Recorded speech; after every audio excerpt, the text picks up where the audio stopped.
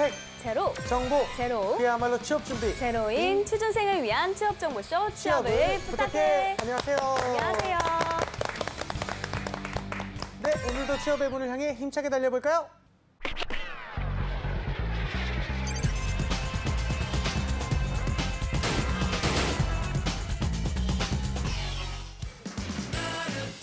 너의 취향을 저격해주마. 취향 맞춤 기업 정보 톡. 취향 저격 이 회사는 어때? 안녕하세요. 안녕하세요. 네, 오늘도 저희와 함께 해주실 분들 소개할게요. 취업 컨설턴트 홍기찬 쌤, 취향 저격수 양상국형, 그리고 캠퍼스 특파원 조도건 학생과 빅데이터 전문가 전민기 팀장 나와 있습니다. 어서 오세요. 반갑습니다. 네, 안녕하세요. 자, 우리 도건 학생의 취업을 위해서 굉장히 열심히 발로 뛰고 있다고 하는데 좀 좋은 소식이 있나요? 좋은 소식이 전혀 하나도 없습니다. 네, 그래서 저는 일찌감치 하반기 준비로 바로 돌입을 했는데요. 뭐니 해도 멘탈 관리랑 체력 관리가 중요할 것 같습니다. 그렇죠. 어떻게 이렇게 아웃풋이 없는 것에 대해서 선생님을 자주 오랫동안 봐온 친구이기 때문에 어떻게 느끼시는지. 도건 학생이 또 문과잖아요, 그죠? 네. 그러니까 올해 상반기 문과 채용이 상당히 어려웠어요. 그래서 하반기 때 더 많은 기회가 있을 거니까 지금서부터 바로 열심히 좀 준비해야 돼요. 동훈이 이번에 어디 썼어요? 저 이번에 쓸만한 데는 다 썼는데 네, 면접도 몇 군데 갔었는데 면접에서 떨어지고 최종에. 근데 면접까지 가면 대려 얼굴인데. 약간 좀 훈훈하지 않습니까? 네, 이미지가? 얼굴이 반듯해 보이고. 밝은 얼굴이어서. 그럼 반대로 얼마나 말을 못했길래 그러면 떨어진 거예요? 학점이 어떻게 돼요? 학점은 3.8 정도 되는데 학점도 좋은데 예. 면접까지 가서 떨어진 거. 토익은? 토익은 800 중반 정도. 오, 좋은. 900은 돼야지. 예. 저희 몇 점이신데요? 안 봤어, 나. 토익을 본 적이 없어. 알겠습니다. 일단 오늘 알아볼 기업이 어디인지 화면으로 만나보실게요.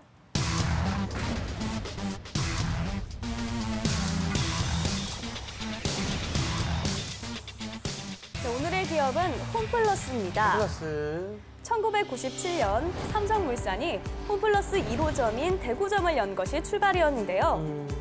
설립 초기에는 수도권의 많은 이마트와 중복을 피해 영남권에서 우세를 점했습니다. 이후 1999년 한국의 삼성물산과 영국 최대의 유통기업인 테스코가 손잡고 삼성 테스코를 설립, 창립 4년 만에 대형 할인점 업계 2위가 되었습니다. 홈플러스는 전국에 총 107개의 하이퍼마켓과 828개의 익스프레스 등을 운영하고 있고요. 2008년에는 이랜드 리테일로부터 홈에버 매장 36개 점을 인수하면서 수도권에서 인지도를 높여갔습니다. 2011년에는 삼성과 테스코의 상호 계약 기간이 만료되어 법인명이 홈플러스로 변경되었고, 테스코가 삼성물산의 자녀 지분을 전량 매입함에 따라 2013년 홈플러스는 완전한 외국인 투자 기업이 되었습니다. 이후 2015년 MBK 파트너스가 60억 달러의 홈플러스를 인수하면서 한국자본마트가 되었습니다.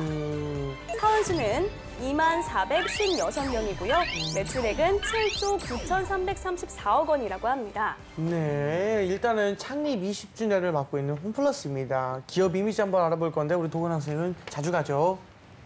사실은 자취생이라서 자주 가지는 못하는데 제가 또 고향이 대구입니다. 이게 오. 대구에서 1호점을 열었다고 들었는데 그래서 홈플러스가 굉장히 많았거든요. 네. 어릴 때부터 그래서 엄마 손잡고 가서 이렇게 막 장난감 사들려고 쪼른 기억이 나서 그런지 좀 더 친근한 이미지가 있습니다. 저한테. 그렇군요. 우리 상국이 형님은 저는 일단 어렸을 때 그 5일장에 대한 기억이 있고 5일장이요? 예. 5일장이요? 장이 5일마다 네. 씁니다. 5일 동안 아무것도 못 삽니다. 그렇죠. 그리고 홈플러스 자체가 아직도 우리 동네에 없습니다. 없죠.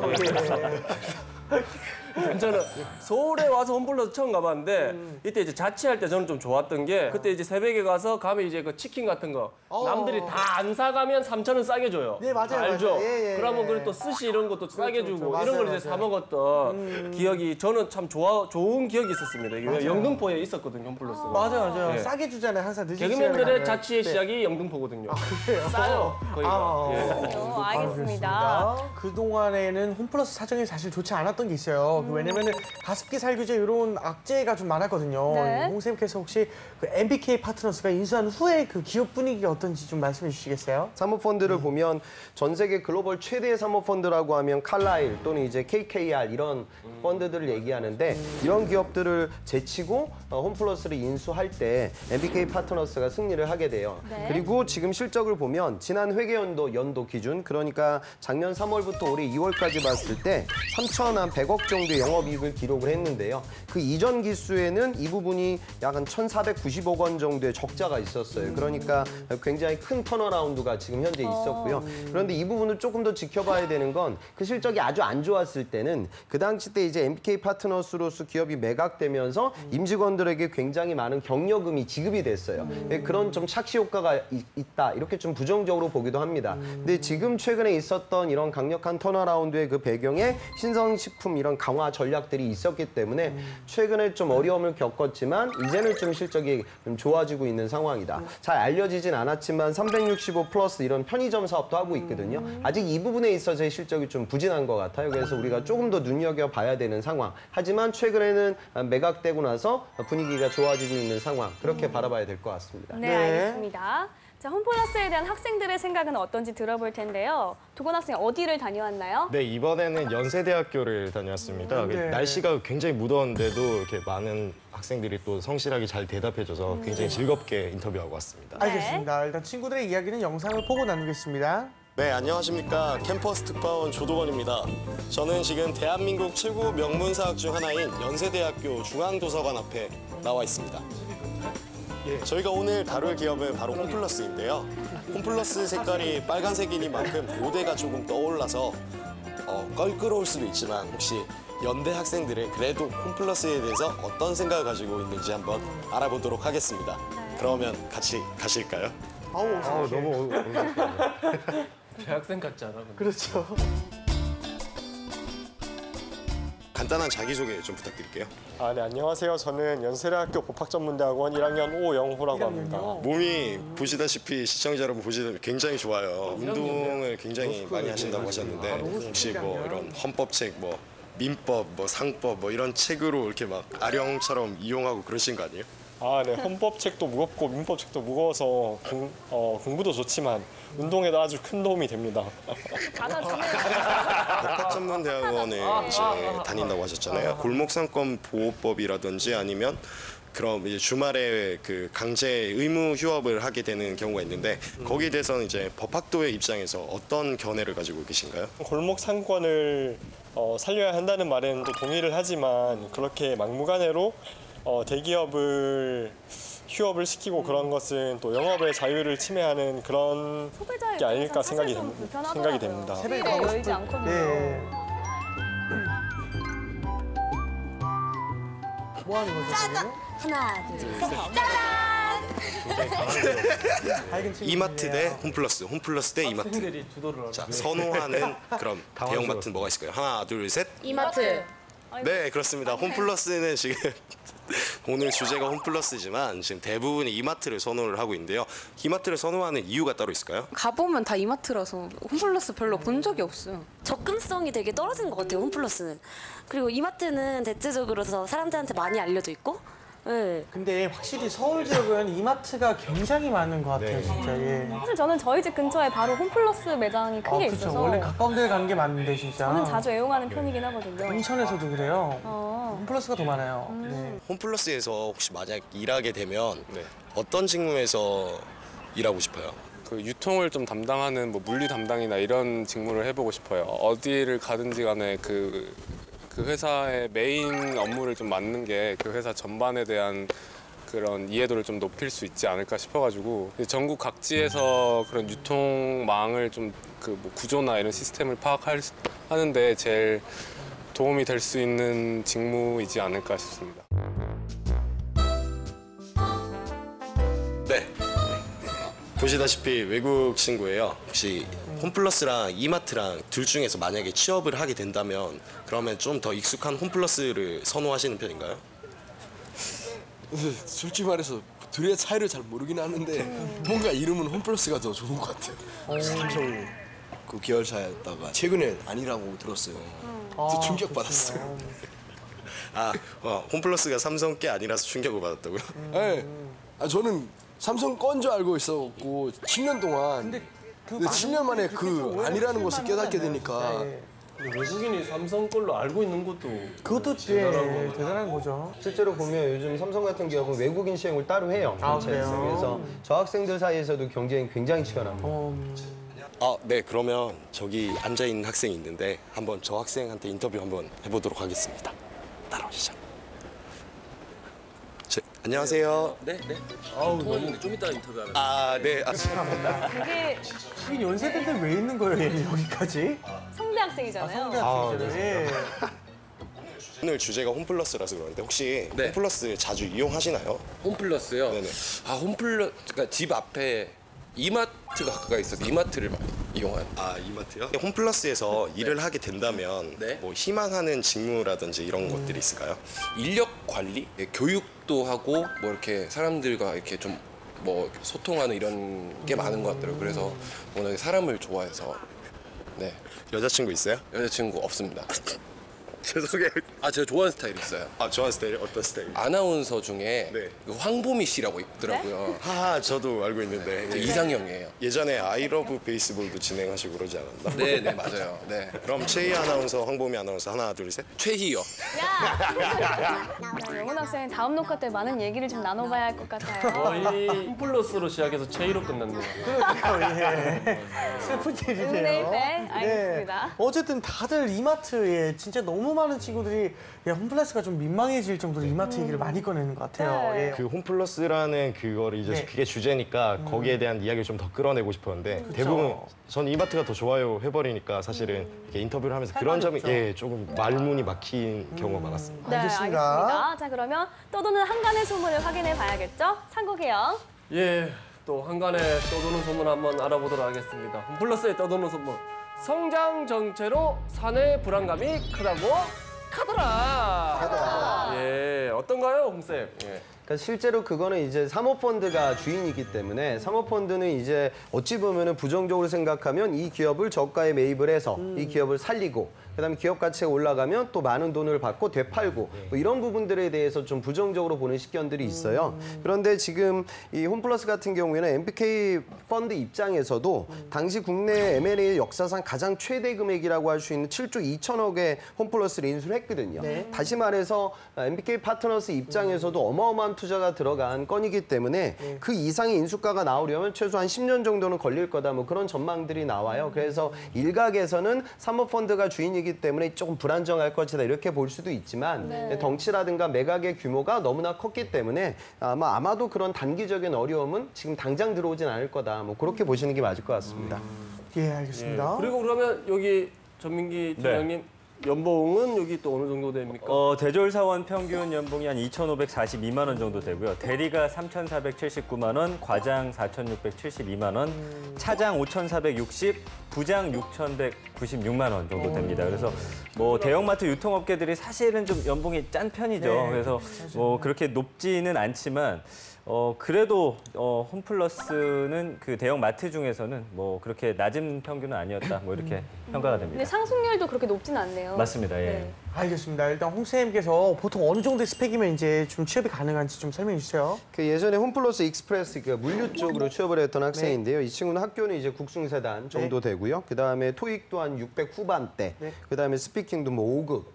그다음에 뭐 학점도 3점 초반의 산업공학도였어요. 그런데 취업할 수 있었던 이유는 홈플러스라는 기업에서 직장 체험 활동을 진행해 봤죠. 그러니까 여러분들 이제 방학 때 인턴이 아니다 하더라도 그 학교에서 어떤 기업에서 체험형으로 그 기업을 맛볼 수 있고 기업의 직무를 간접적으로 느낄 수 있는 그런 기회들이 있어요. 그런 부분들을 좀 잘 활용했던 케이스이고요. 또 이 유통업이라는 건 전공을 많이 보진 않아요. 예전에 홈플러스 들어간 제 여학생인데 학교는 마찬가지로 이제 국승세단 수준인데 전공이 이제 컴퓨터 공학이었고 나이도 뭐 28이었으면 여학생 치고 굉장히 많이 늦었죠. 그런데 뭐 학점도 한 3점 중반. 근데 취업을 했어요. 그 이유는 이제 유통업은 전공의 지식이라기보다는 영업형의 직군이라 하면은 내가 현장에서 고객을 응대할 수 있고 그다음에 좀 영업적인 자질 자체를 많이 보거든요. 그래서 이번 우리가 얘기하는 홈플러스는 물론이거니와 또 하반기에 여러분들이 마트와 백화점 또 뭐 편의점 이런 전반적인 물류업을 생각하는 유통업을 생각하는 친구들이라고 하면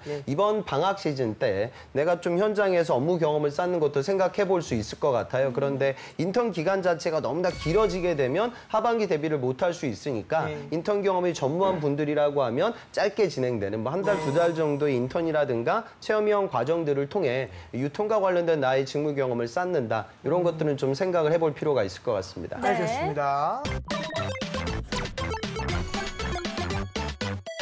자, 이번엔 기업에 대해서 좀 더 깊숙이 알아보도록 하겠습니다. 핫한 키워드를 통해서 기업을 저격해보는 시간이죠. 상국이요.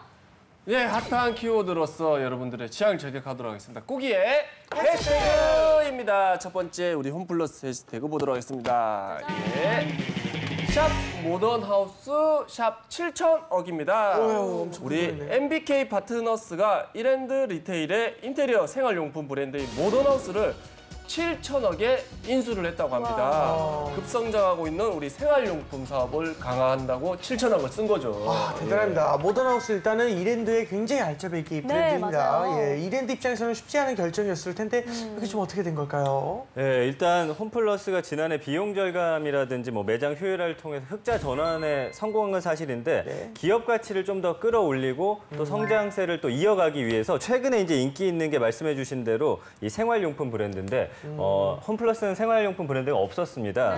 그래서 이제 대형마트하고 백화점이 지금 어떤 추세냐면은 패션에서 식품으로, 그리고 이제 식품에서 다시 인테리어 용품 쪽으로 지금 바뀌어가고 있어요. 인테리어 생활용품 시장이 지금 굉장히 커지고 있습니다. 그렇기 때문에 홈플러스 입장에서도 이 생활용품 매장 없이는 성장할 수 없다라는 좀 위기감이 있었기 때문에 이랜드에서 운영하던 이 모던하우스를 인수한 것으로 보입니다. 알겠습니다. 이 생활용품 시장의 경쟁이 더 뜨거워질 것 같은데요. 타 기업과 좀 비교를 해보면 좋을 것 같아요. 그러니까 이제 신세계 그룹 같은 경우는 이마트 가보셨겠지만 자주라고 하는 그 브랜드 보셨을 거예요. 그래서 그게 이제 2014년에 1,750억 원의 매출액을 올리면서 그 생활용품 시장을 이끌었는데 2015년에 1,900억, 2016년에 2,100억 원 계속해서 신장하고 있어요. 그래서 이마트에서는 자주 이렇게 자리를 잘 매김하고 있고요. 롯데마트도 이제 2015년 하반기부터 룸바이홈이라는 브랜드를 출시를 했습니다. 그러면서 지난 21일까지 전년 대비해서 한 42.6% 굉장한 성장률을 기록을 했거든요. 최근에 이제 이케아 같은 외국계 생활용품점이 많이 들어서다 보니까 국내 전출 러시를 이루면서 이 시장이 굉장히 커졌습니다. 다만 이제 MBK 파트너스가 이번 모던하우스를 인수를 함으로 인해서 홈플러스의 전 매장을 이제 새로운 판매 채널로 좀 바꿔보겠다라는 의지가 있었던 것 같고요. 그동안 이제 약점으로 지적받아 왔던 것들이 생활용품점이 없다라는 거였는데 여기서 이제 강자로 좀 우뚝 서기에 노력하는 것 같고요. 이 세 개의 회사가 갖고 있는 생활용품점의 다툼 또 싸움 앞으로는 굉장히 치열할 것으로 보입니다. 알겠습니다. 다음 해시태그도 보겠습니다. 네, 다음 해시태그 보도록 하겠습니다. 예. 샵 F2F 샵 PB 상품입니다. 최근 대형마트들이 불황을 타개하기 위해서 PB 상품 강화에 나서고 있는데요. 홈플러스에서 최근 주목하고 있는 것이 F2F라는 패션 브랜드. 그리고 올해는 바캉스 용품 70여 종을 출시하면서 인기를 얻고 있다고 합니다. 이전에는 뭐 사실 PB 상품에 대해서 다소 안 좋은 이미지도 있었는데요. 있었죠. 요즘에는 상품의 질도 종류도 굉장히 다양해진 것 같아요. 처음에 말씀해 주신 대로 뭐 PB 상품 나왔을 때는 사람들이 많이 안 썼습니다. 품질이 좋지 않다 보니까. 근데 이게 시간이 지나다 보니까 지금 굉장히 PB 상품의 어떤 전성 시대가 본격적으로 도래한 것 같고요. 뭐 1인 가구 증가, 소비 생활 패턴 변화 이런 저성장이 계속되기 때문에 대형마트 입장에서 살아남기 위해서 어떻게 보면 PB 상품을 내놓은 거였어요. 이마트 같은 경우는 이제 의류 업체가 있어요. 데이지라는 곳인데 많은 분들이 아직 모르시고 계시지만 국내 스파 브랜드 2위를 지금 차지했습니다. 그러니까 지난해 매출이 한 4,750억 원 정도 했는데 출시 연도가 2009년 2,002억 원에서 7년 만에 지금 2배 이상 증가하면서 유니클로 다음으로 국내 스파 브랜드 매출 H&M 뭐 그런 거랑 상대하는 에이셋컨즈 막 이거보다도 우위라고요? 그렇습니다. 매출 2위를 차지했습니다. 그래서 이마트가 2023년까지 이 데이지로 매출 1조 원 어마어마하죠. 뭐 거두겠다는 목표를 가지고 있고요. 롯데마트는 이제 테라고 하는 또 브랜드가 있습니다. 그래서 지속적인 브랜드하고 협업으로 차별화를 내세우고 있는데 지난달 30대 소비자 그 매출 비중이 40대를 추월하면서 약간 젊은 층을 공략하고 있어요. 그리고 홈플러스 역시 아까 말씀드린 대로 F2F가 첫 번째 브랜드숍을 뭐 오픈하는 등 패션 사업을 강화하고 있는데 이게 이제 마트 내 매장뿐만 아니라 복합 쇼핑몰에도 입점을 한다고 합니다. 그래서 홈플러스에서는 F2F를 지금 전략적으로 키우려고 하고 있고요. 뭐 광고도 많이 하고 있는 상황입니다. 알겠습니다. 지금부터는 학생들의 궁금증 들어보도록 하겠습니다. 저는 좀 인력 관리 인사 이쪽으로 좀 지원을 하고 싶은데 그쪽은 신입 쪽이 갔을 때 좀 불리하다는 얘기를 많이 들었어요. 그래서 그런 쪽으로 경력을 쌓으려면 혹은 그쪽으로 좀 가기 위해서 어떤 노력들을 해야 되는지 좀 궁금합니다. 그러니까 영훈 학생이 또 인사 부문 쪽에 관심이 있는지 몰랐는데 네. 이제 인사 부문이나 인력 관리 같은 부문에서 이제 신입 사원은 이게 불리한 측면이 많다고 이렇게 생각을 하고 계시더라고요. 그래서 그런 경력을 좀 쌓고 싶어 하시는 것 같은데 어떤 노력을 해야 되는지. 그러니까 영훈 학생 우리가 알잖아요. 그러니까 네. 영훈 학생이 커뮤니케이션 능력이 굉장히 뛰어나고 MC도 많이 보고 네. 그러다 보면 어떤 인사의 어떤 HRM에서 이루어지는 행사 같은 걸 잘 운영하고 관리할 수 있는 그런 기질이 보여요. 네. 근데 영훈 학생 같은 친구가 만약에 현대자동차 인사직군으로 도전을 하게 되면 네. 제 학생 지금 최종까지 올라간 학생은 어떤 친구냐면 그 친구는 현직 노무사거든요. 못 간다 이 소리는 아닌데 그러니까 인사직군의 인기가 워낙 좋다 보니까 그런 부분으로 준비했던 친구들이 굉장히 많아요. 그러니까 노무사 1차까지 패스했던 친구들, 그다음에 노동법을 공부했던 법학도들, 그다음에 조직관리를 열심히 공부했던 경영학도들, 그다음에 교육대학원 나와가지고 선생님 하려다가 방향 전환하는 HRD 쪽으로 논문을 썼던 친구들, 그다음에 군대 인사장교 출신들도 있죠. 그런데 영훈 학생 같은 캐릭터가 거기 껴있게 되면 취업이 조금은 어려워져요. 영훈이는 거기 예비군 표창장 받았잖아요. 그러니까 그런 소리 할 거라고 면접장에. 너무 떨어질 거거든요. 좋은 지적했어요. 그러니까 도전은 가능한데 그만큼 현실적으로 어렵기 때문에 영훈 학생 같은 캐릭터는 당연히 영업을 써야 돼요. 그래서 물론 뭐 소소하게 또 영훈 학생이 또 중국어 못 하잖아요. 그 친구. 맞아요. 근데 만약에 영훈 학생이 어떤 기업을 써야 되는데 이 기업은 해외 영업 또 중화 매출 비중이 너무나 높다. 그럴 때는 뭐 소소하게 인사직군을 두드릴 수 있겠지만 통상적인 상황이라고 하면 영업 도전하는 게 우리가 알고 있는 영훈 학생에게 유리할 거다. 그러니까 방송 보는 분들도 아 인사 취업이 저렇게 좀 쉽지만은 않겠구나. 요건 좀 느끼는 게 필요하겠죠. 네. 영훈이가 좀 한마디로 정리하면 입만 좀 살아서 네, 그런 친구이기 때문에 어쨌든 잘했으면 좋겠습니다. 네, 알겠습니다. 자, 그러면 또 다른 질문도 들어볼게요. 집에는 가운이 있고 뭐 교실에는 뭐 교훈이 있듯이 그런 뭐 사원 같은 거나 이런 직원들 전체가 이제 약간 뭐 힘과 마음을 모아서 이제 한 방향으로 나아갈 때 어떤 생각을 가지고 어떤 철학을 가지고 일을 하는지가 좀 궁금합니다. 네, 굉장히 성실하게 잘 답변해주고 궁금한 점이 많은 친구였는데요. 그 중에서도 이제 그 홈플러스의 이제 사내 분위기에 대해서 궁금해하더라고요.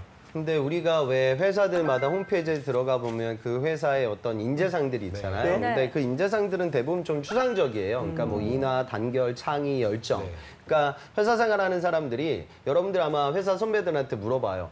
형네 회사 인재상이 뭐야? 아마 잘 모를 거예요. 그러니까 그 부분보다는 그냥 유통업 본연의 분위기는 아마 녹아 들어가 있겠죠. 그러니까 유통업이라고 하면 거점 영업이 중요하고 가격 경쟁이 그 어떤 필드보다 아주 치열하게 이루어지고 있을 거예요. 그래서 여러분들이 기업을 볼 때 어떤 홈페이지에 나와 있는 그런 이미지보다는 현장에서 벌어지고 있는 그런 이미지를 느끼는 게 좋을 것 같아요. 그래서 여러분들이 마트를 왔다 갔다 할 때 또는 이런 좀 비수기 때 여러분들 현직자들 또 선배들 만나서 이야기를 들을 때도 있을 거거든요. 그래서 그런 현직자들의 목소리를 듣는 부분이 더 중요하고 그 부분은 결국 어떤 단일 기업의 이미지라기보다는 유통 영업이 갖고 있는 그 직무의 특징 이걸 여러분들이 느끼는 게 자소서 쓸 때 또는 면접장 가서 답변할 때 보탬이 될 거다. 그렇게 활용하시는 게 좋을 것 같습니다. 네, 알겠습니다. 자, 이번엔 실제 면접 상황 한번 재현해 보겠습니다. 상국이 형. 네, 우리 또 실제 면접 상황을 한번 해보도록 하겠습니다. 네. 이번 주부터 질문지가 안 나갔다더라고요. 어머머머, 이제 드디어. 깜짝 놀라죠, 애들이. 알겠습니다. 이제. 그럼 질문도 중요한데, 사실은. 질문 또 준비되어 큰일 있습니다. 났다. 예. 자, 우리 조덕원 학생. 예. 대형마트의 휴일 업무 규제에 대해서 어떻게 생각하십니까? 아까도 잠깐 그런 이야기가 나왔었지만 저도 똑같은 생각입니다. 굉장히 법적으로 이제 보호해야 되는 부분은 있겠지만 저는 그래도 이제 기업의 어떻게 보면 경영권을 침해하는 요소는 분명히 있다고 생각합니다. 그래서 저는 조금 더 좀 자유경제 시장에 맞게 그래도 그 규제보다는 저는 오히려 그 소비자의 입장에서는 소비자는 사실은 이제 규제를 하는 건 사실 원치 않습니다. 그래서 저는 이렇게 자유로운 경영권을 유지할 수 있도록 도와주는 게 조금 더 맞지 않나 생각해봤습니다. 또 전통시장은 어떻게 해야 됩니까? 전통시장 예, 말씀이십니까? 만약에 규제를 안 한다는 지금 생각인 것 같은데.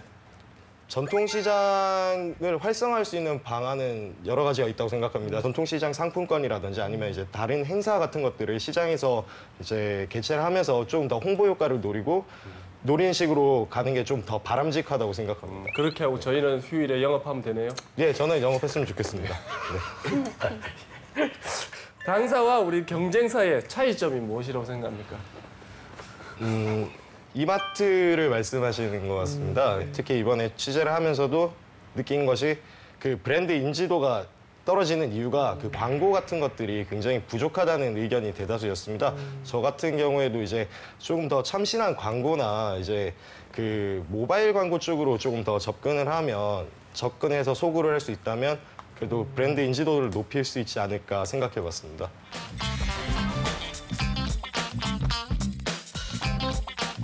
뭔가 주저리주저리했는데 뭔 소리인지 모르겠는데 뭔 소리인지는 모르겠어요.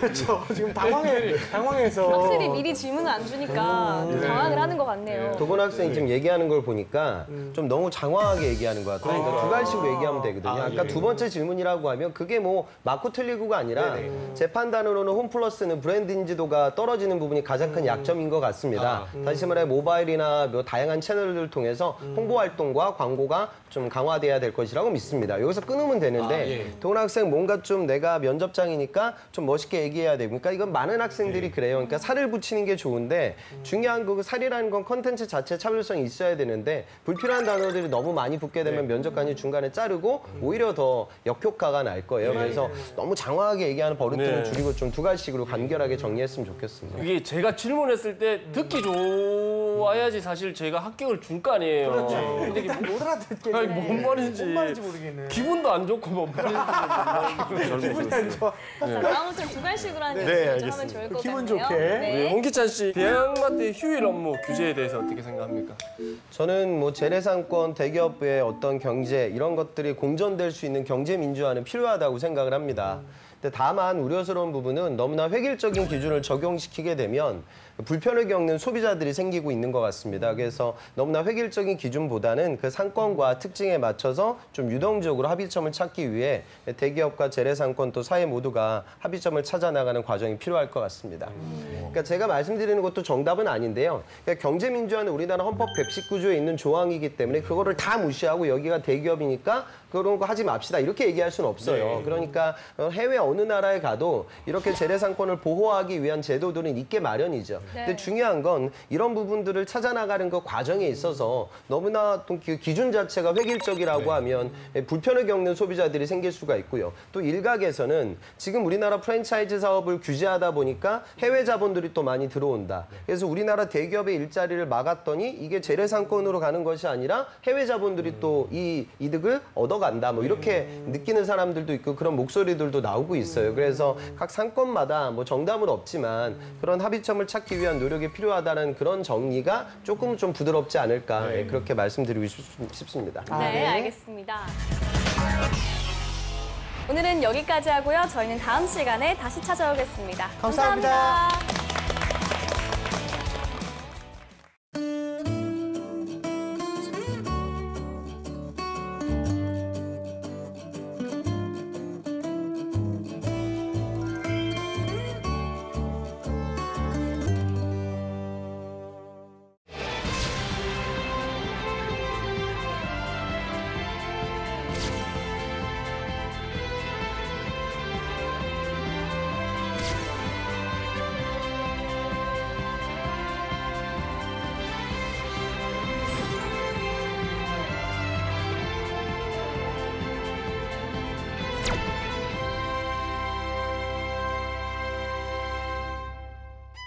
저희가 셀프 영상에서는 상민 씨가 굉장히 활발하고 되게 적극적인 사람으로 보였었는데 약간 서류에서는 아쉬운 평가를 좀 받았어요.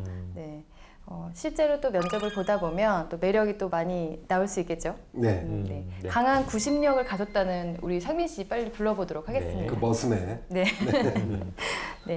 이상민 씨 들어오세요.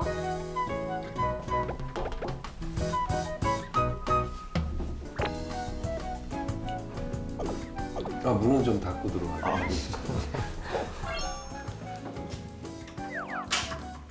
안녕하십니까. 네, 안녕하세요. 네. 네, 앉으세요. 네, 감사합니다. 자기소개 해주세요. 저는 구심력이 강한 머슴에 얼마 전 방황을 많이 하고 곧 진로를 찾은 지금 현재 국민대학교 열 전달 연구실에서 연구 보조를 하고 있는 국민대학교 기계시스템공학부 이상민이라고 합니다. 네, 방황을 왜 하셨어요? 제가 일단 처음에 진로를 정했을 때 자동차 때문에 저희 학교에 왔는데요. 저희 학교에 자동차 시스템을 연구하는 분들을 보고 자동차가 매우 어렵다라는 거를 느낀 다음에 혼자서는 전체적인 자동차 설계를 한다기보다는 어느 부품을 맡아야 된다라는 그 느낌을 받았습니다. 그래서 그때 그걸 느끼고 어느 부분을 선택해야 될까라는 거를 되게 많이 고민을 했었습니다. 그래서 어느 부분을 할까 하다가 제어와 여러 가지 시스템이 있었는데요.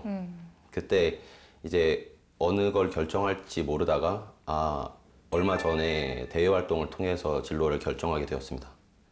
그럼 여긴 쉬어서 지원을 하셨네요. 자동차는 어려워서.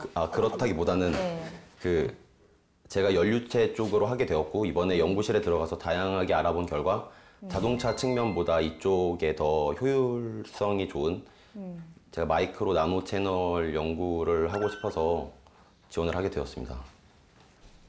대외 활동이 어떤 대외 활동을 말씀하시는 거죠? 제가 라마르조코 한국지사의 머신 홍보대사를 했었습니다. 네. 그때 이제 제가 머신에 대한 기술을 홍보하기 시작하면서 열에 대한 중요성을 알기 시작했습니다. 그 머신의 기계적 특수성에 대해서 한번 설명해 줄 수 있을까요? 네, 저희 라마르조코 머신으로 따지면 일단 온도 보존과 압력 유지가 굉장히 중요한 머신입니다. 그래서 내부에 있는 보일러 시스템이 현재 2개 가동되고 있고요. 그리고 나서 우유 스팀을 하게 될 때 온도가 약 123.5도까지 올라가는데 그 온도를 이용해서 이제 커피 머신의 에스프레소 추출 온도까지 유지할 수 있도록 프리히팅 기능이라고 해서 그 기능까지 해서 이제 다른 머신들과 차별화돼서 온도와 압력을 유지하는 데 더 충실한 머신입니다. 그게 왜 중요하죠? 커피의 맛에 기여하는 게 온도, 압력, 그리고 이제 바리스타의 손, 원두 이렇게 있는데요. 그 중에 2개의 온도와 압력만 일정하다고 하면 이제 원두와 바리스타의 실력 그 2가지로만 이제 맛이 갈리기 때문에 일정한 맛을 유지할 수 있어서 매우 중요합니다. 관심사가 자소서에도 그렇지만 좀 이쪽보다는 다른 쪽에 좀 더 다양한 쪽에 있지 않을까 좀 싶고 여기 보시면 심리상담사 1급 자격증을 왜 따신 거예요? 제가 하고 있는 업무에 대해서 약간 전문성을 갖추고자 따게 되었습니다. 군부대에서 제가 상담병 역할을 했었는데 그때 취득한 것입니다. 이게 지금 지원 직무에 큰 도움이 될까요? 지원 직무에 큰 도움이 저는 될 거라고 생각을 합니다. 왜냐하면 그 업무를 볼 때 제가 항상 혼자 하는 게 아니라 모두 팀끼리 하는 거기 때문에 사람들끼리 소통을 할 때 그 대화 방식이나 그 소통 방식에는 큰 이점을 줄 거라고 생각을 합니다. 처음에 던진 거는 궁금해서 물어봤어요. 연구개발 직무에 지원하면서 심리상담사는 왜 했을까? 그랬을 때 제가 기대했던 답변은 상담사는 어떻게 보면 전문가가 비전문적인 사람한테 뭔가를 좀 얘기를 해주거나 이제 그런 부분인데 신입은 그런 차원이 아니잖아요. 근데 그럼에도 불구하고 연구개발을 하고 신입으로서 뭔가를 배울 때 상담사 과정 중에는 요런 과정이 있는데 뭐 예를 들면 뭐 경청을 한다든가 뭐 이런 과정이 업무를 배우거나 할 때는 도움이 된다 이런 얘기를 했으면 참 좋았을 텐데 그거에 대한 답변을 듣지 못해서 좀 아쉬웠습니다. 연구활동한 거 내용 좀 얘기해 주시겠어요? 어떤 일을 하시고 계세요 지금? 지금 현재는 열 전달 실험실에서 원자력 발전소의 냉각수 보존에 대한 연구를 하고 있습니다.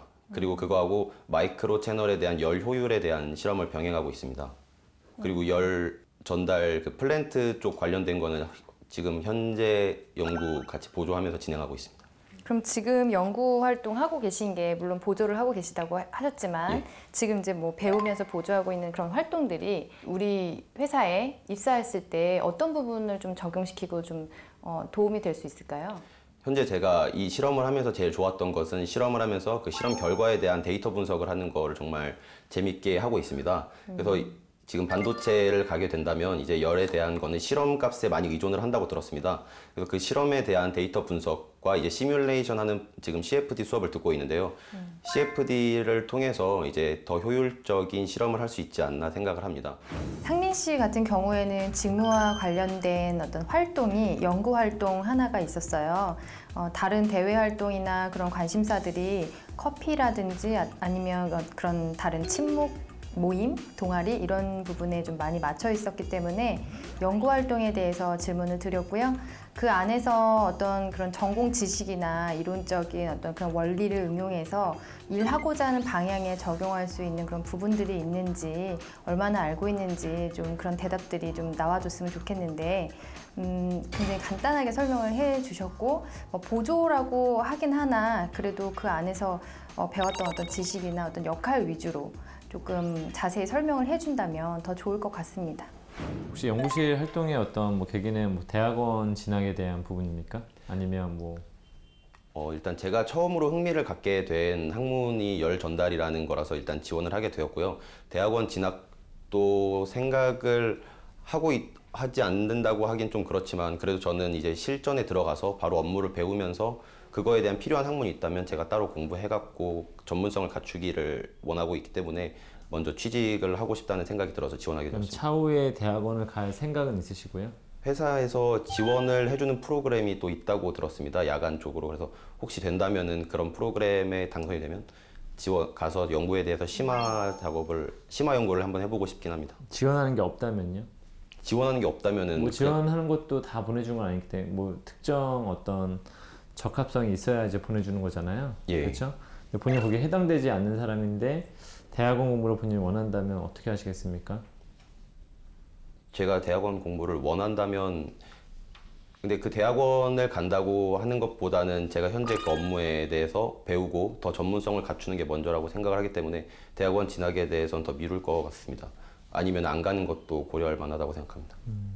보통 이제 사람들의 의견은 대학원을 다니면서 회사 생활을 하겠다는 어떤 의도가 있지만은 회사 생활에서 보자면 대학원을 다니면서 회사 생활을 원만하게 하기가 쉽지는 않습니다. 특히나 야근 문화가 많다든지 주말 근무가 많다든지 하는 회사에서는 좀 그런 부분들이 구성원들 간에 대학원을 다니게 되면 갈등의 어떤 요소들이 발생할 수 있기 때문에 회사에서는 좀 대체로 보게 되는 분위기 자체가 표면적으로는 장려를 한다고 얘기하지만 또 그 안으로 들어가게 되면 좀 대학원 다니는 사람들에 대해서 약간 좀 안 좋은 어떤 시선으로 보는 경우도 있기 때문에 면접상에서 이러한 질문을 받았을 때는 모호하게 설명하기보다는 좀 더 나는 회사에서 전문 지식을 더 배울 수 있고 현장을 통해서 더욱더 발전해 나가고 싶다. 그래서 현재 나는 대학원에 갈 생각은 아직까지는 해본 적이 없다라고 말을 하는 것이 좀 더 면접관들이 더 듣고 싶어하는 이야기가 아닐까라고 생각합니다.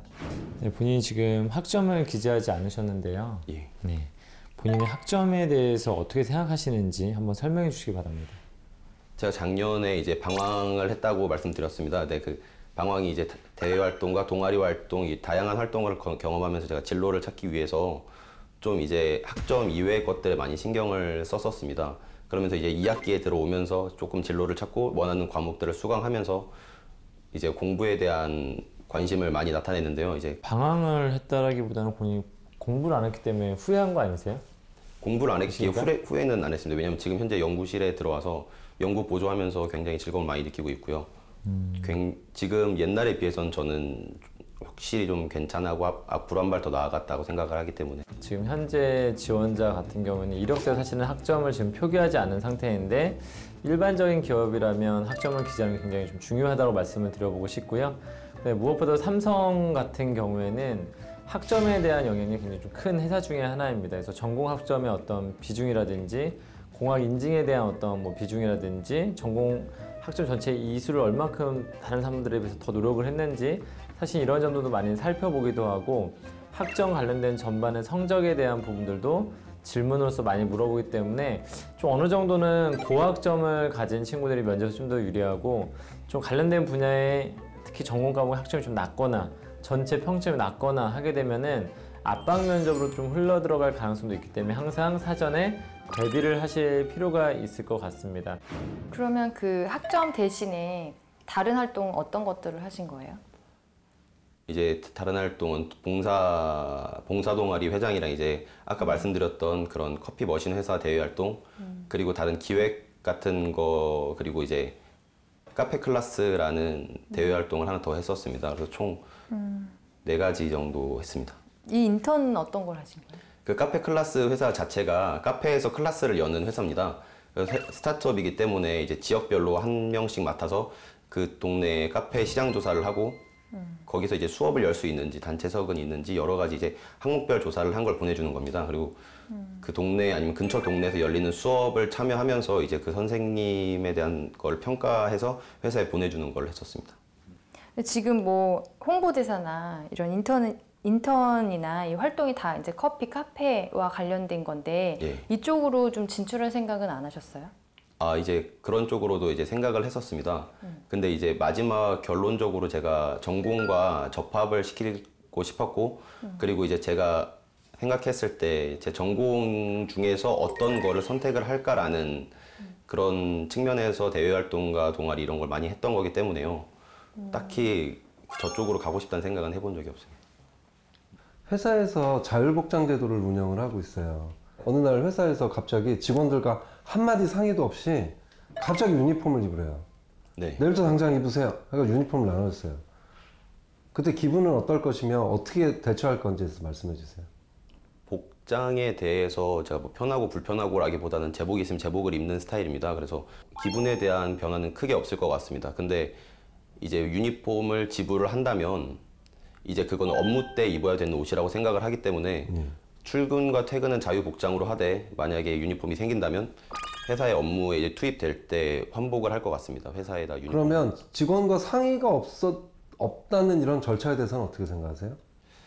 그런 결정에 대해서는 옳다고 생각하지 않습니다. 부정하다고 생각을 합니다. 하지만 네, 근데 이제 회사에서 내린 거니까 일단은 따르고 추후에 혹시나 다른 사항이나 전달 사항이 있으면 그거를 옳지는 않다고 생각하세요? 예. 상황 판단력은 회사 지침이나 지시에 대해서 아무 불만 없이 기꺼이 따르느냐를 보는 질문인데 그런 질문 유형이었습니다. 그래서 기꺼이 따른다. 이건 부당하지 않다. 당연히 회사에서 지시는 내린다. 상의 없어도 할 수 있다라는 마음을 가져야 됩니다. 근데 그런 면에서는 마이너스 점수였겠죠. 상사의 혹시 부정을 알게 된다면 본인은 어떻게 행동을 취하시겠습니까? 상사의 부정을 알게 된다면 그게 저에게 피해가 오지 않는 한은 저는 암묵적으로 아무것도 하지 않을 것 같습니다. 암묵적으로 아무것도 하지 않겠다고요? 예. 그러면 이건 구성으로서 약간 어떤 회사에서 약간 부정적인 어떤 행위를 하고 있는데 왜 본인은 그런 부분에 대해서 대응하지 않는다는 거죠? 이유가 뭡니까? 그걸로 인해 큰 피해가 오지 않는다면 전 굳이 제가 총대를 매진 않을 것 같습니다. 그러니까 왜 그렇게 생각하시죠? 제가 총대를 여러 번 맸었는데 경험상 제가 총대를 맸을 때 모두 저를 외면했기 때문입니다. 무슨 총대를 맨 적이 있었죠? 저희 구성원들이 있었습니다. 이제 동아리나 이제 재수학원 이렇게 기숙사 생활을 하는 그런 곳이 있었는데 이제 모두 다 같이 이제 그 사람을 내보내는 것을 찬성을 해서 이제 제가 말씀을 드렸는데 결국 저 혼자만 얘기를 하는 상황이었고 순간적으로 그 회사의 특징을 까먹고 일상에서 약간 동아리나 제가 여태까지 경험해왔던 거에 적용을 시키다 보니까 대답을 좀 잘 못한 게 있는 것 같습니다. 그래서 질문자의 의도를 좀 파악하고 내가 이 회사를 지원했다는 걸 한 번 더 생각했다면 대답을 잘하지 않았을까 해서 너무 아쉽습니다.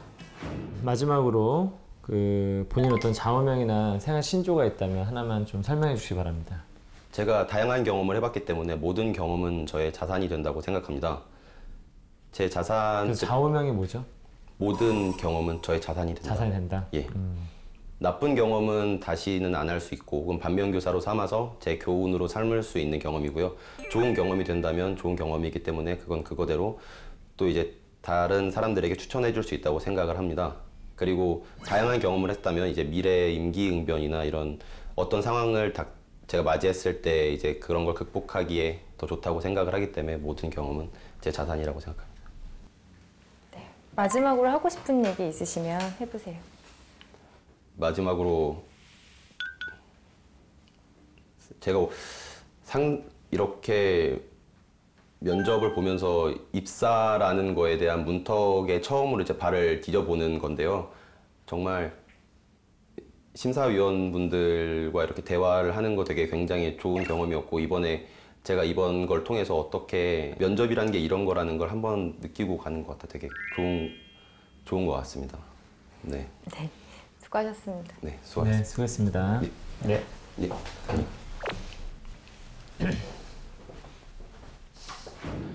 구심력이 강한 머슴의 국민대학교 기계시스템공학부 이상민이라고 합니다. 방황을 왜 하셨어요? 자동차가 매우 어렵다라는 거를 느낀 다음에 그럼 여긴 쉬워서 지원을 하셨네요. 자동차는 어려워서. 그렇다기보다는 네. 상사의 혹시 부정을 알게 된다면 본인은 어떻게 행동을 취하시겠습니까? 저는 암묵적으로 아무것도 하지 않을 것 같습니다. 암묵적으로 아무것도 하지 않겠다고요? 예. 네, 저희 상민 씨와 직접 이렇게 또 면접을 해봤는데 네네. 또 어떻게 보셨나요?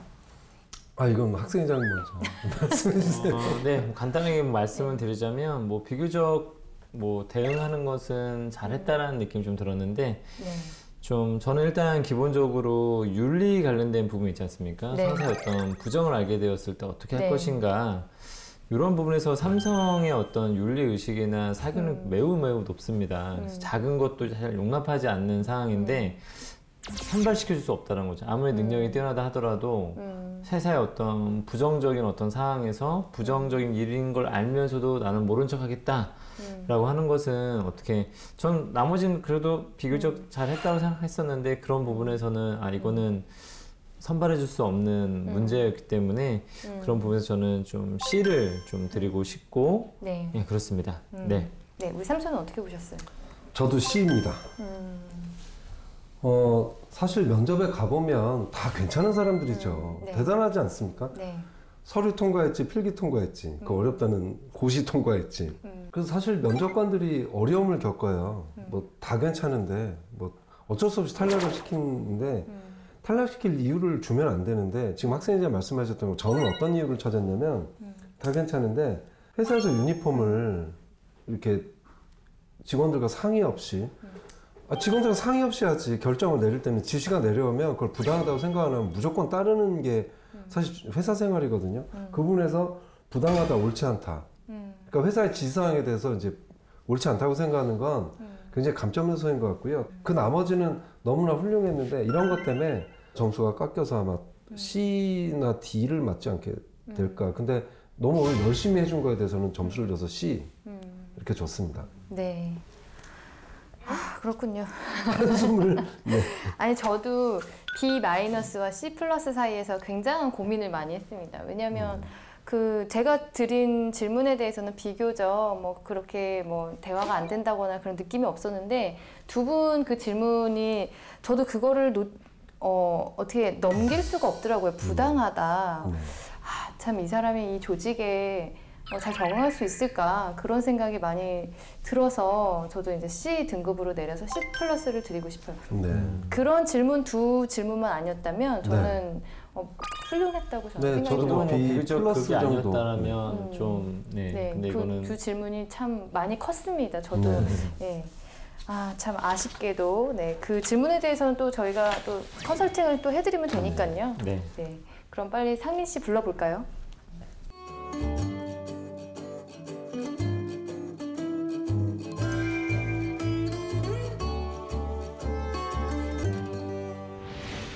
상민 씨 면접 봤는데 어떠셨어요?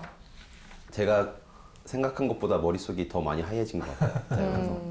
그래서 그러니까 그냥 후에 내가 그런 질문에 왜 그렇게 대답을 했을까라는 생각밖에 안 나요. 면접 경험이 없으세요? 예. 지금 몇 학년이죠? 지금 4학년 1학기. 4학년 1학기. 재학 중. 그렇군요. 혹시 상민 씨 취업 준비하시면서 혹은 지금 바로 직전에 모의 면접 봤잖아요. 보시면서 궁금한 게 있다 혹은 어떻게 하면 좋을지 모르겠다 하는 그런 질문들 있으면 편안하게 해주세요.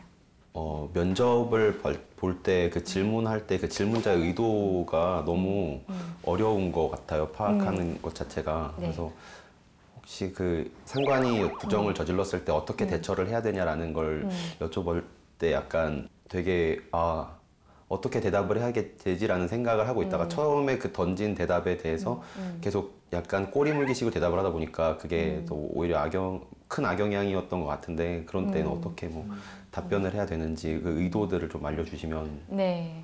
이거는 이제 기업체에서 봤었을 때 사람들의 역량을 이제 체크하지 않습니까? 네. 할 때 뭐 기술적인 어떤 부분도 그 공대생한테 요구되어지는 거고 엔지니어들한테 예. 어떤 의사소통 능력이나 그래서 보면 약간 심리학을 뭐 통해서 사람들과 소통을 잘한다 이것도 다 필요한 거 아니겠습니까? 근데 또 회사에서 모든 구성원들에게 또 요구되어진 것 중에 하나는 무엇이냐면 윤리적인 어떤 자세, 도덕적인 자세, 법규나 사규를 이렇게 따라갈 수 있는 어떤 자세를 굉장히 많이 요구하고 있습니다. 만약에 그런 부분이 회사에서 지침을 정해지지 않는다면은 그 큰 기업에서 거래하는 기업들이 몇천 개가 있잖아요. 그럼 다양한 부정행위들이 일어날 수 있거든요. 그래서 그건 기본적인 어떤 부분입니다. 그래서 어떻게 해야 되느냐. 당연히 저는 그걸 보게 되면 회사에 보고 시스템에 맞추어서 그런 부분을 바로 잡아야 된다고 생각한다. 네, 이렇게 가야 되는데 본인의 과거 경험에서 내가 그렇게 했더니만 손해봤던 적이 많다.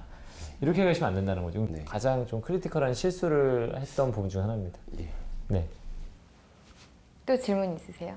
또 이제 제가 전공하고 이제 얼마 안 된 경험을 갖고 이제 직무에 지원을 하다 보니까 직무에 대해 쓸 얘기가 많이 없습니다. 그러면 지금부터 직무 역량을 키운다고 치면 이제 공채까지 약 3개월, 4개월 정도 남았다고 생각을 하는데 지금부터 3, 4개월 동안 그렇게 경력을 쌓아도 큰 경력이 될 것 같지 않아서 혹시 그 부분은 제가 좀 말씀드릴게요. 직무 경험이 충분한 사람들은 사실 상담이 필요가 없어요. 상담이 필요하고 누군가의 도움이 필요하고 이런 방송에서 이런 지금 고민을 이렇게 나누는 거잖아요. 그런 사람들은 진짜 직무 경험들이 없거나 부족한 사람들이에요. 근데 그 사람들이 다 불리하냐? 그렇지가 않아요. 그 중에서 상당수는 합격을 합니다. 이건 뭐냐면 스펙은 지금까지 쌓아온 걸 보여줄 수 있지만 자소서나 면접은 스펙적으로 보여주지 못한 이외의 것들을 많이 보여줄 수 있는 기회라고 생각을 해요. 그래서 저는 항상 학생들한테 호소를 해라라고 얘기를 하거든요. 그러면 직무 경험이 없어요. 아예 없으면 딴 데서라도 직접적인 직무 경험은 없지만 동아리에서 이 직무에 필요한 역량들을 얻었어요라고 호소를 해야 돼요.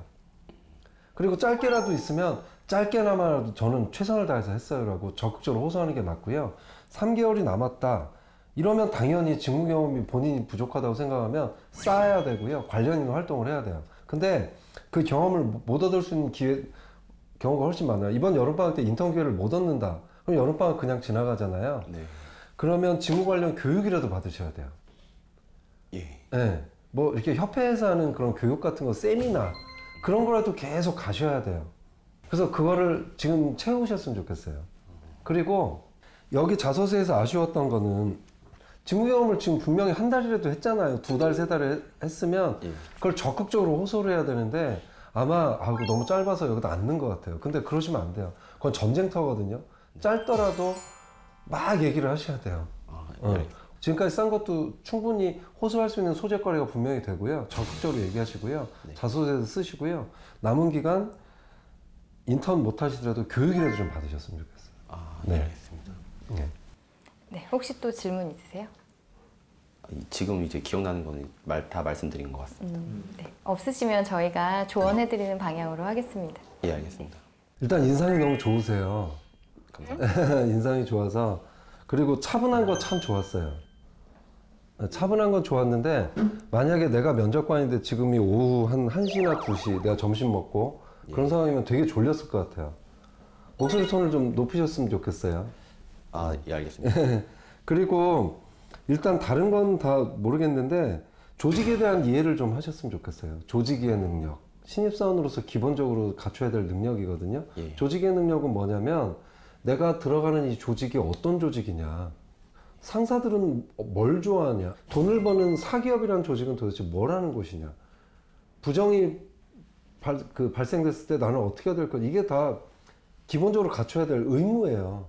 학생은 학생으로 갖춰야 될 의무가 있고 집안에서 자녀는 자녀로서 갖춰야 될 의무가 있잖아요. 공기업도 아니고 사기업, 특히 세계에서 1등을 하는 기업에서 갖춰야 될 자격이 있어요. 그런 게 조직이의 능력이거든요. 근데 그게 지금 부족해요. 예를 들면 밑에 직원들은 상사한테 계속 숙제를 던져요. 이거 결정해 주세요. 이거 뭐 얼마 쓰고 싶어요, 마케팅 비용. 이거 연구하고 싶어요. 안을 막 계속 올려요. 이걸 결제라고 그러죠. 그럼 그분들이 사인해요. 사인하면서 문제되면 내가 같이 책임져 줄게. 뭐 이렇게 사인해요. 그렇다고 위에서 딱 최종 결제자가 사인하고 내려오는 건 다 지시예요. 근데 내가 원하지 않는 대로 지시가 내려올 수도 있어요. 그렇지만 그걸 부당하거나 옳다고 생각하면 안 되고요. 지시는 무조건 따라야 돼요. 불법적인 것만 아니라 그러면. 이제 그런 것들을 판단하는 게 상황 판단력이고 그렇거든요. 그런 게 좀 많이 약하신 것 같아요. 근데 나머지는 아주 다 좋았어요. 예, 수고하셨습니다. 네. 너무 많은 것을 말씀하셔서. 네, 학생회장님. 네, 저는 뭐 제가 이제 느꼈던 부분에 대해서만 좀 설명을 좀 드리자면 인트로 부분이 제가 안 좋았던 거. 자기소개라는 것은 사람들한테, 면접관들한테 나에 대한 긍정적인 어떤 이미지를 심어줘야 되는 자리이고, 제가 볼 때는 약간 자기소개가 뭔지에 대해서 사실은 좀 잘 이해를 못하고 있는 상황이고요. 두 번째는 본인이 방황을 한 건 상대방이 굳이 중요하게 생각하지 않는 포인트입니다. 예, 본인이 예를 들면 뭐 20년을 되게 성공을 했어. 아, 그때 내가 이런 방황을 했지만 이런 분야를 찾아가지고 내가 이렇게 노력을 했더니 이렇게 됐습니다. 할 수 있지만 지금 이제 뽑는 어떤 자리에서 자기가 사실은 너네 관련된 분야에서 사실은 아는 바가 없지만 최근 들어서 내가 결정을 했다. 지금 이런 느낌이거든요. 이건 사람들한테 긍정적 인식을 심어주지 못합니다. 부정적 인식을 심어줍니다. 왜냐면 이쪽을 오기 위해서 또 노력하는 사람도 있지 않겠습니까? 그런 사람들에 비해서 노력이 좀 덜한 사람처럼 보여지고 또 이 사람이 최근에 뭐 바뀌었다. 이게 사실은 그런 바뀌는 것들이 또 언제도 바뀔지 모르는 거거든요. 그래서 좀 그런 부분에서 약간 면접관이 뽑기에는 불안한 요소들을 많이 설명하고 있지 않았나라는 설명이 좀 들어서 약간 부정적인 인식을 좀 줬던 부분들이 있다라는 거. 그다음에 어떤 학점적인 어떤 좀 부분에 대해서도 기술은 되지 않았지만 좀 학점이 안 좋은 어떤 부분들을 좀 더 이야기를 좀 했었는데 그런 학점 관리도 마지막까지 좀 최선을 다해야 되지 않을까라는 생각이 좀 들었습니다. 네. 저는 들어왔을 때 인사할 때 좀 머뭇머뭇거린 그 모습이 좀 보였거든요. 네, 나갈 때도 자신감 있게 인사하고 나가면 좋겠는데, 네, 좀 이렇게 땀을 쥐면서 나가는 모습, 네, 본인도 만족스럽지 않다는 그런 모습이 좀 표출이 됐었어요. 그리고 지금 오늘 굉장히 차분하게 면접을 잘 대응을 해주셨는데, 차분한 이미지에 목소리도 조금 가라앉아 있고, 그 표정, 밝다고 하셨지만 많은 표정, 그 밝은 표정을 보여주진 않았어요. 네, 게다가 이제 넥타이 색깔까지 굉장히 다크톤이기 때문에 조금 밝은 색깔을 해도 좋겠다. 이 네이비나 이 컬러가 본인한테 잘 어울려요. 그런데 너무 이제 좀 차분한 느낌과 축 처지는 느낌이 같이 들어서 좀 블루 계열인데 이게 좀 밝은, 명도가 조금 있는 이거보다는 너무 어두운 것 같아서 네, 그런 부분으로 좀 나중에 선택을 하시면 좋을 것 같아요. 예, 알겠습니다. 네. 네, 오늘 뭐 좋은 점수는 아니었지만 그래도 다른 부분들은 잘 하셨거든요. 굉장히 중요한 질문을 좀 실수하셔서 그런 거니까 기운 내시고요. 자신감 있게 또 꼭 끝까지 원하는 회사 잘 준비하셔서 취업 성공하셨으면 좋겠습니다. 예, 알겠습니다. 감사합니다. 네, 수고하셨습니다. 수고하셨습니다.